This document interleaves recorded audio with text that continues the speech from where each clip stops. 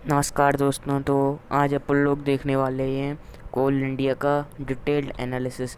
तो बनी रहिए वीडियो में, क्योंकि इंट्राडे वालों के लिए कुछ खास न्यूज़ नहीं है। शॉर्ट टर्म और लॉन्ग टर्म वालों के लिए बहुत बड़ी खबर तो नहीं कहेंगे, लेकिन बहुत बड़ा इसमें जंप आने वाला है। तो वीडियो में बने रहिए। और अगर आपके पास डीमेट अकाउंट नहीं है तो आप ग्रो में अपना डीमेट अकाउंट खुला सकते हैं, और बिल्कुल free of cost demat account खुलेगा और 0 रुपीज़ लगेंगे, और आपका AMC भी एकदम फ्री है। और डीमेट अकाउंट डिस्क्रिप्शन से दिए गए लिंक से अगर आप डीमेट अकाउंट खुलाते हैं अपना ग्रो में, तो आपको 100 रुपीज़ भी मिलेंगे, जिनको आप बैंक अकाउंट में ट्रांसफ़र कर सकते हैं, इन्वेस्ट कर सकते हैं, ट्रेड कर सकते हैं, चाहे कुछ कर सकते हैं, उनका म्यूचुअल फंड में डाल सकते हैं। 100 रुपीज़ आपको पहले मिलेंगे। ठीक है, तो अपन लोगों ने अभी 5 मिनट का टाइम फ्रेम खोल रखा है। 5 मिनट के टाइम फ्रेम पे अपन लोग कोल इंडिया का एनालिसिस देखने वाले हैं। तो यहाँ पर इंट्राडे के लिए कुछ खास स्ट्रेटजी नहीं है, लेकिन तो भी अगर देखिए यहाँ पर इस स्टॉक ने अपना ब्रेकआउट किया था। ब्रेकआउट के बाद, जैसा कि आपने पहले की भी वीडियो मेरा में देखा होगा, कि ब्रेकआउट के बाद मैं बताता हूँ रीटेस्ट करने आता है स्टॉक। अभी रीटेस्ट करने आया है। देखिए रीटेस्ट करने आया है, लेकिन अभी कंसोलिडेशन में चला गया है। अब कंसोलिडेशन का जब ब्रेकआउट होगा तब कुछ पता चल पाएगा कि या फिर तो ये स्टॉक एकदम अप मूव देगा या फिर एकदम डाउन मूव देगा, क्योंकि कभी कभार कंसोलिडेशन में नीचे की तरफ ब्रेकआउट होता है तो स्टॉक में बहुत ही ज़्यादा डाउन मूव आ जाता है, और ऊपर की तरफ ब्रेकआउट होता है तो स्टॉक एकदम अप मूव दे देता है। तो यहाँ पर अपन लोग देखेंगे जूम करके, तो अपन लोगों को कैंडल स्टिक पैटर्न, कुछ खास कैंडल स्टिक पैटर्न भी नहीं दिख रहे हैं। तो इंट्राडे के लिए कुछ इतनी अच्छी न्यूज़ नहीं है। अब देखेंगे तो अपन लोग शॉर्ट टर्म के लिए, पहले अपन लोग 4 आवर के टाइम फ्रेम पे देख लेते हैं शॉर्ट टर्म के लिए। अब यहाँ पर अपन लोगों को देखने मिल रहा है, ये इस लाइन को हटा देता हूँ। और यहाँ पर देखिए, यहाँ पर अपन लोगों को स्टॉक में 4 आवर के टाइम फ्रेम में यहाँ पर अपन लोगों को क्या देखने को मिल रहा था, यहाँ पर रेजिस्टेंस देखने को मिल रहा था। रेजिस्टेंस के बाद यहाँ से रेजिस्टेंस का ब्रेकआउट हुआ है और एकदम स्टॉक अप मूव दे दिया है। अब स्टॉक हो सकता है अगले 2-3 दिन तक थोड़ा डाउनफॉल दे, लेकिन अगले 2-3 दिन तक लॉन्ग टर्म में आपका कोई भी घाटा नहीं होगा, क्योंकि डाउनफॉल देखिए स्टॉक अप जाने के बहुत ज़्यादा चांसेस हैं। अपन लोग 4 आवर के टाइम फ्रेम पे तो नहीं, अपन लोग देखेंगे डायरेक्ट 1 डे के टाइम फ्रेम पे क्या होता है कि अपन लोगों को बहुत ज़्यादा जूम आउट करना पड़ेगा, जैसा कि मैं आपको करके दिखा देता हूँ। अभी देखिए मैंने लेवल्स बना रखे हैं, वो आपको बहुत ज़्यादा जूम आउट करके दिख रहे होंगे। तो इसलिए अपन लोग 1 मंथ का टाइम फ्रेम खोल लेते हैं, इसलिए अपन लोगों को देखने में भी आसानी होगी और थोड़ा सा इन्फॉर्मेशन भी दिखेगा। अब जहाँ मैंने 1 मंथ का टाइम फ्रेम खोल लिया है, 1 मंथ का है। और यहाँ पर क्या था, पहले पहले का प्राइस मूवमेंट से देखते हुए चलते हैं। यहाँ पर इसने सपोर्ट जोन है, ये आप समझ सकते हैं, ये दोनों लाइन सपोर्ट जोन है। अभी सपोर्ट, इन दोनों लाइन के बीच में से स्टॉक सपोर्ट ले रहा था अभी तक। यहाँ से सपोर्ट जोन लिया, सपोर्ट जोन में आया स्टॉक, सपोर्ट लिया, ऊपर चला गया। और फिर यहाँ से इसने सपोर्ट लिया, ऊपर चला गया। फिर यहाँ से इसने सपोर्ट लिया, ऊपर चला गया। लेकिन फिर यहाँ से इसने सपोर्ट लेके और ऊपर से ये सपोर्ट जोन में ही अंदर कंसोलिडेट होने वाला था, लेकिन नीचे ब्रेकआउट हो गया। फिर ब्रेकआउट के बाद क्या हुआ कि यहाँ से स्टॉक बहुत ही ज़्यादा डाउनफॉल देखने को मिला है। स्टॉक 120, यहाँ तक कि 100 तक जाता हुआ दिखा अपन लोगों को। और जो स्टॉक 440 का था किसी टाइम पर, वो स्टॉक अपन लोगों को 100 रुपये में देखने को मिला। अगर यहाँ पर 100 रुपये में या फिर 120 रुपये में जिन लोगों ने ख़रीद लिया है, वो होल्ड करके रखें, क्योंकि उनको इतना फंटास्टिक प्रॉफिट तो अभी तक हो गया है। अभी इतना मतलब आपने इसे 100 रुपये में ख़रीदा है और 180 का स्टॉक हो गया है, तो अभी होल्ड करके रखना है 100 रुपये का स्टॉक भी, क्योंकि 180 रुपये ये आपके हैं ना, ये आपके फ्यूचर में जाके 217 पहला प्राइस टारगेट, दूसरा प्राइस टारगेट 271 हो सकती है। अब उसका प्राइस मूवमेंट देखेंगे, यहाँ पर इसने प्राइस को अपन लोगों को फिर से जाता हुआ दिख रहा है, रिफ्लेक्ट करता हुआ दिख रहा है। अपन लोग इसको रिफ्लेक्ट यूज़ कर सकते हैं यहाँ पर, और अभी बताऊंगा मैं रिफ्लेक्ट भी क्यों कर रहा है। और रिफ्लेक्ट करता हुआ दिख रहा है। और लास्ट जो कैंडल बना है ना, ये कौन सा कैंडल स्टिक पैटर्न है, अगर आपको कैंडल स्टिक पैटर्न थोड़ा बहुत देखना आता होगा तो हल्का हल्का ये मॉर्निंग स्टार बनता हुआ दिख रहा है। ये 3 कैंडल, फर्स्ट कैंडल ये वाली, और ये सेकंड, और ये थर्ड कैंडल। तो यहाँ पर अपन लोगों को मॉर्निंग स्टार हल्का हल्का देखने को मिल जाता है। और यहाँ पर अपन लोगों को वॉल्यूम देखिए, EMA लगा रखा है मैंने, EMA वॉल्यूम का, EMA वॉल्यूम का मूविंग एवरेजेस। वॉल्यूम के मूविंग एवरेजेस से स्टॉक का वॉल्यूम देखिए कितना ज़्यादा जा रहा है। मतलब पहले जो स्टॉक था उसका वॉल्यूम देखिए यहाँ पर कितना ई एम ए ये black line E M A की है, ठीक है। यहाँ पर देखिए स्टॉक का वॉल्यूम नीचे कहीं एक आध ऊपर आ जाता था, लेकिन इतना ज़्यादा अफेक्ट नहीं करता था। ये ऊपर क्यों आता था? क्योंकि स्टॉक हमेशा ऊपर जाता है या फिर ऐसा करके अप ट्रेंड में होता है, तो हमेशा ऐसा करके चलता है स्टॉक। एक अप मूव देगा, फिर एक डाउन मूव, फिर वो बड़ा अप मूव छोटा डाउन मूव, बड़ा अप मूव छोटा डाउन मूव। और डाउन ट्रेंड में होता है तो कैसे चलता है? बड़ा पहले बड़ा डाउन मूव छोटा अप मूव, बड़ा डाउन मूव छोटा up move, down move up move देते हुए हमेशा स्टॉक चलता है। चाहे कैसा भी अप ट्रेंड में हो, चाहे डाउन ट्रेंड में हो, चाहे साइडवेज में हो, अप डाउन होता रहेगा, साइडवेज में कंसोलिडेट होता रहेगा। तो यहाँ पर क्या हुआ था कि यहाँ पर अप मूव देता है तब स्टॉक थोड़ा सा ये इंट्राडे वालों के लिए है ये अपॉर्चुनिटी, क्योंकि यहाँ पर क्या करते हैं इंट्राडे वाले बाय कर लेती हैं तो उन्हें काफ़ी ज़्यादा फ़ायदा हो जाता है, फिर सेल कर देती हैं इंट्राडे वाले। फिर ऐसे उन्हें पता है डाउन ट्रेंड चल रहा है, लेकिन उनका तो ये फेवरेट है ना, क्योंकि अब जब भी डाउन ट्रेंड या फिर अप ट्रेंड चलता है इंट्राडे वालों के लिए कभी भी ऐसा नहीं रहता मार्केट में। जैसे लॉन्ग टर्म वाले सोचते हैं अभी मार्केट बहुत ही हाई पर चल रही है, तो इंट्राडे वालों को क्या करना है, हाई पर चल रही है तो भी तो अप मूव डाउन मूव दे रही है, उन्हें क्या करना है एक दिन में यहाँ पर खरीद लेंगे, यहाँ पर बेच देंगे। तो बस इसके लिए स्ट्रेटजीज़ आनी चाहिए। अगर स्ट्रेटजीज़ आती हैं तो सब कुछ आता है, स्ट्रेटजी नहीं आती तो तुम इंट्राडे में हार गए समझ लो।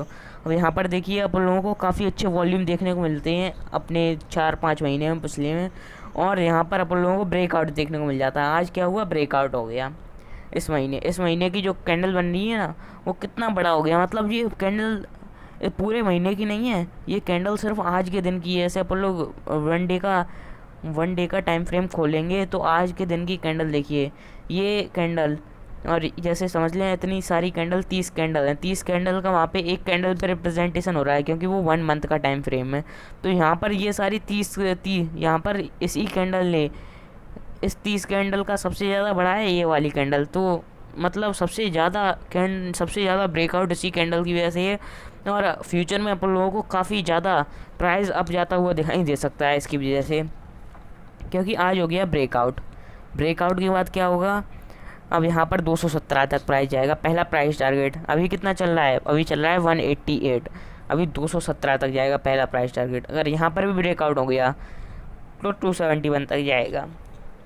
देखिए थोड़ा हल्का सा शॉर्ट टर्म है, थोड़ा सा घटता हुआ दिख सकता है अपन लोगों का स्टॉक, मतलब जैसे 1-2 दिन कल घट जाए, शायद परसों घट जाए, लेकिन मैं ऐसे बात कर रहा हूँ 1-2 साल में स्टॉक अपने जस्ट प्राइस अभी है ना उसकी डबल वैल्यू पर पहुंच सकता है, और यहाँ तक भी जा सकता है। फिर अगला प्राइस टारगेट ऐसे करके आप प्राइस टारगेट अपने चार्ट पे बना सकते हैं अगर आपको टेक्निकल एनालिसिस आता है, वरना मैं आपको टाइम टू टाइम अपडेट करता रहूँगा। इसलिए चैनल को सब्सक्राइब करके रखिए, टाइम टू टाइम अपडेट मिलता रहेगा आपको। हर जो स्टॉक डालता हूँ ना मैं उसका टाइम टू टाइम अपडेट दे देता हूँ आपको। ये ब्रेकआउट हुआ था मैं बता देता हूँ पहले से ब्रेकआउट होने वाला है, और ब्रेकआउट हो जाता है तब फिर से एक वीडियो डाल देता हूँ उसके ऊपर।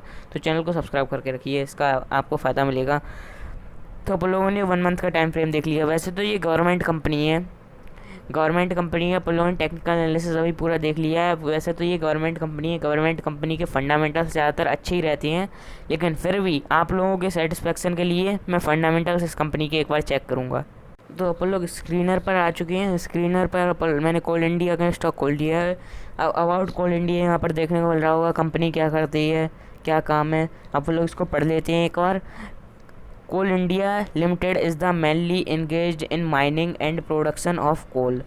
देखिए यहाँ पर पहली लाइन में ये आप लोगों को समझ में आ रहा है, माइनिंग का काम करती है, जैसे माइनिंग वगैरह, और कोल निकालती है। माइनिंग करेगी तभी तो कोल निकलेगा ना, तो दोनों में आ जाती है माइनिंग और कोल में। एंड ऑल्सो ऑपरेट वेजियर्स को भी ऑपरेट करती है। और the major consumers of the company are the power and the steel sector. Power और स्टील सेक्टर के ज़्यादातर कंज्यूमर, मतलब कंज्यूमर क्या होता है समझ सकते हैं इसको आप कस्टमर वर्ड से। कंज्यूमर कौन होता है, कस्टमर ही कंज्यूमर होते हैं। क्योंकि जैसे हम लोग दुकान पे गए, दुकान पे अपन लोगों ने एक पैकेट नमक ख़रीदा, तो नमक में अपन लोग ही तो खरीद के किस लिए लाए, कंज्यूम करने के लिए उसको। तो कंज्यूमर कस्टमर एक ही समझ सकते हैं। ज़्यादातर इसके जो कंज्यूमर रहते हैं, मतलब इसका खपत करती हैं जो इसकी, वो है पावर सेक्टर की कंपनी इसको खपत करती हैं, और स्टील सेक्टर की कंपनी। और consumer from the other sector include cement, fertiliser, brick kilns etcetera और अदर। ये तो मेन कंज्यूमर हो गए। मेन कंज्यूमर पावर और स्टील सेक्टर के आते हैं, लेकिन अदर कंज्यूमर भी आते हैं, सीमेंट के आते हैं, फर्टिलाइज़र के, ब्रिक्स बनाती हैं वो लोग भी, वो कंपनी भी इससे अपना कोल वगैरह खरीदती है। ठीक है, तो अपन लोगों को यहाँ पर 2-4 लाइन देखने को मिल जाती हैं। महाराष्ट्र की कंपनी है ये, काफ़ी अच्छी कंपनी है क्योंकि गवर्नमेंट होल्डिंग इसमें ज़्यादा है, तो कंपनी काफ़ी अच्छी है। और यहाँ पर अपन लोगों को PYE इसका काफ़ी कम देखने को मिल जाता है, और ROCE बड़ा भयंकर देखने को मिल जाता है अपन लोगों को। ROCE 46% है। रिटर्न ऑन कैपिटल एम्प्लॉयड इसका फुल फॉर्म बता देता हूँ। प्लेस शेयर 0 है, तो इसके कंपनी के लिए बहुत बढ़िया बात है। करंट मार्केट प्राइस है, यहाँ पर अपन लोग देख के ही आ रहे हैं अभी, तो ये यहाँ पर अपडेट नहीं हुआ है। करंट मार्केट प्राइस 188 के समथिंग चल रहा है, लेकिन यहाँ पर 175 है, अपडेट नहीं हुआ है। इसको अपन लोग इरेज कर देती हैं।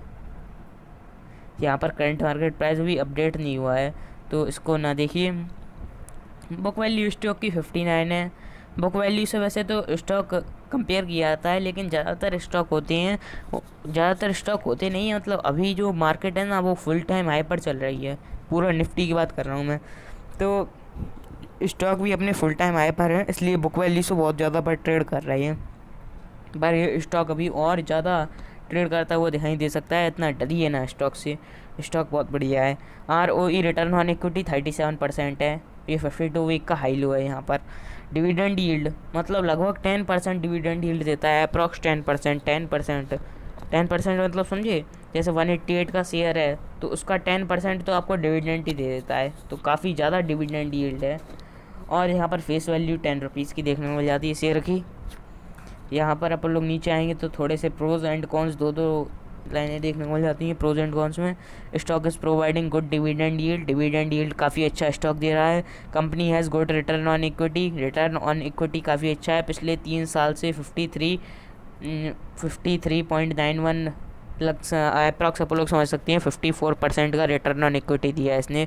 Company has maintaining healthy dividend, मतलब dividend time to time dividend ये कंपनी देती रहती है, और अपने 56.504% अपनी प्रॉफिट्स का अपने शेयर होल्डर्स को डिविडेंड में बांट देती है। कौन से हैं यहाँ पर कंपनी है डिलीवर्ड पुअर सेल ग्रोथ कम होती हुई इसलिए दिखाई दी अपन लोगों को, क्योंकि अभी न्यूज़ आई थी एक कि जो कोयला है ना, वो पानी बरसा था बीच में, तो पानी की वजह से माइनिंग नहीं हो पा रही थी कोयले की, तो उनने कोल इंडिया ने अपने क्या किया, कोयले के दाम बढ़ा दिए थे। तो कोयले के दाम बढ़ाने की वजह से इसमें सेल ग्रोथ में थोड़ा सा घटता हुआ दिखाई दिया है अपन लोगों को। और डेप्टर्स डे हैज़ इंक्रीज, डेप्ट इंक्रीज़ हुआ है, लगता है इस पर डेप्टर्स डेज लिखा है, पता नहीं इसका क्या मतलब हो सकता है। Promoter holding has been decrease last 3 year में -12.19% प्रोमोटर होल्डिंग कम होती हुई दिखी है अपन लोगों को यहाँ पर। अब यहाँ पर अपन लोगों को थोड़ा सा ये देखने को मिल जाता है, यहाँ पर करंट मार्केट प्राइस, PYE और ROCE अपन लोगों ने ऊपर देख ही लिया। डेप्ट टू इक्विटी रेशियो काफ़ी अच्छा है, लेकिन करंट रेशियो इतना अच्छा नहीं है। डेप्ट टू इक्विटी रेशियो लगभग डेप्ट फ्री है, अपन लोग इसको अगर अप्रॉक्स माने तो डेप्ट फ्री कंपनी है। थोड़ी बहुत शॉर्ट टर्म बोरिंग देखने को मिल जाती है इसमें, लेकिन इतना बड़ा इशू नहीं है। इन्वेंट्री टर्नओवर रेशियो काफ़ी कम देखने को मिलता है। प्लस शेयर 0 है, अपन लोगों ने ऊपर ही देख लिए थे। फ्री कैश फ्लोज हैं यहाँ पर नेगेटिव में है, तो कंपनी के लिए अच्छी बात नहीं है, लेकिन अपन लोग एक पॉइंट से किसी कंपनी को तो जज कर नहीं सकते, तो अपन लोगों को और भी पॉइंट देखने होते हैं, रिजल्ट्स देखने को मिल जाते हैं अपन लोगों को 30,554 करोड़ के। और यहाँ पर इक्विटी कैपिटल काफ़ी बड़ी है, 6,000 करोड़ की इक्विटी कैपिटल देखने को मिलती है।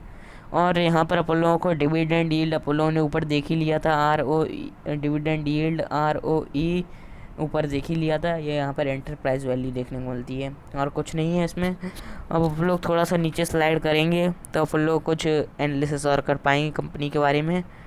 अब यहाँ पर रिजर्व्स देख सकते हैं आप लोग इस कंपनी के मार्च 2010 में और मार्च 2011 में रिजर्व्स बढ़े थे। 12 में भी बढ़े थे, 13 में भी बढ़े थे, 14 में भी रिजर्व्स बढ़े थे और 15 में भी थोड़ा सा घटते हुए दिखाई दिए थे। अब घट रहे हैं यहाँ पर, लगातार 3 साल से रिजर्व्स घटते हुए दिखाई दिए थे।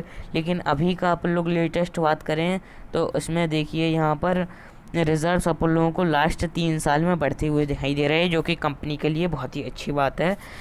और यहाँ पर अपन लोगों को थोड़ा बहुत बोरोइंग बढ़ता हुआ दिखाई दे रहा है, तो कंपनी के लिए थोड़ा डाउन पॉइंट है। यहाँ पर बोरोइंग नहीं बढ़ाना चाहिए इनको। और यहाँ पर लायबिलिटीज़ वगैरह की इन्फॉर्मेशन देखने को मिलती है। और कैश फ्लोज यहाँ पर देख सकते हैं अपन लोग, कैश फ्लोज अपन लोगों को यहाँ पर मिल जाती है, cash flows from operating activities. और यहाँ पर अपन लोग सबसे लेटेस्ट देखें तो 2021 मार्च 2021 का सबसे लेटेस्ट है। लेटेस्ट कैश फ्लोज यहाँ पर देख सकते हैं। Cash flows from operating activities अभी लेटेस्ट हैं 10,000 करोड़ में होंगे, यहाँ तक है ये। हाँ, यहाँ पर देखिए रुपीज़ इन करोड्स। और यहाँ पर अपन लोगों को इन्वेस्टिंग एक्टिविटीज़ से 339 करोड़ के देखने को मिल जाती है कैश फ्लोज, और फाइनेंशियल एक्टिविटीज़ से लेकिन कैश फ्लोज कम के देखने को मिलती हैं। और यहाँ पर अपन लोगों को और कुछ अपन लोग देखना चाहें तो और कुछ अपन लोगों को यहाँ पर प्रॉफिट्स देख सकते हैं अपन लोग, कंपनी के प्रॉफिट्स कितने बढ़ रहे हैं। प्रॉफिट्स लास्ट 2 साल में बढ़ते हुए दिखाई दिए हैं अपन लोगों को, तो सही है। कंपनी तो बहुत बढ़िया परफॉर्मेंस दे रही है, और शेयर भी उसी कंपनी जैसा परफॉर्मेंस अपना बढ़ा रही है ना, उसी को फॉलो करते हुए उसका शेयर भी बढ़ रहा है। तो ये था डिटेल्ड फंडामेंटल एनालिसिस और टेक्निकल एनालिसिस कोल इंडिया का। तो चैनल को सब्सक्राइब करके रखिए ऐसी वीडियो के लिए, और लाइक बटन दबा दीजिएगा। ग्रो में डीमैट अकाउंट खुलाना ना भूलिएगा। Thank you for watching. ऐसी वीडियो लाते रहेंगे हम अपने चैनल पे, ठीक है।